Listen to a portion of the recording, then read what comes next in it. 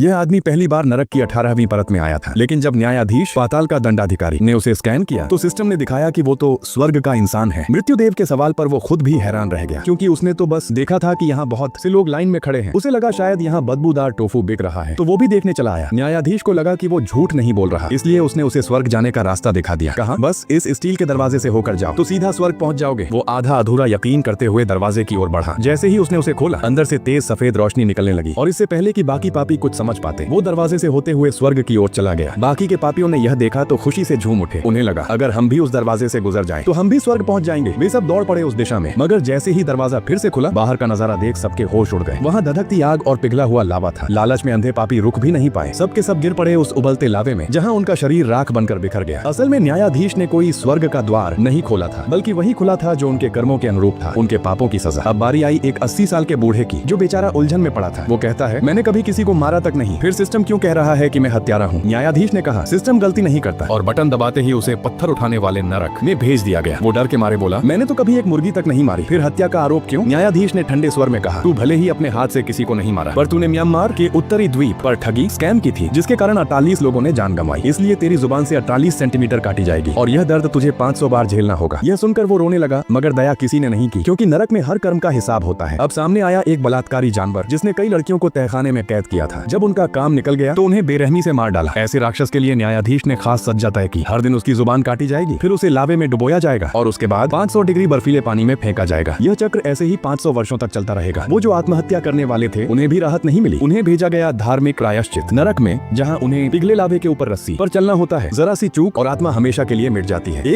जो अपने प्रेम के लिए मरा था, उसे लगा यह कोई पाप नहीं, लेकिन जब सच्चाई सामने आई तो सब बदल गया, क्योंकि वे दोनों पति पत्नी नहीं बल्कि पराये थे। सोचा था मौत के बाद साथ रहेंगे, पर दीवारों से निकली लोहे की सुइयां दोनों के शरीर को छलनी कर गईं, और आखिर में न्यायाधीश की आवाज गूंज उठी, जो बुरा करेगा वही भुगतेगा। शायद इन यातनाओं को देखकर हर आत्मा समझ जाए कि अगला जन्म कैसा होगा। ये आज के कर्म ही तय करते हैं।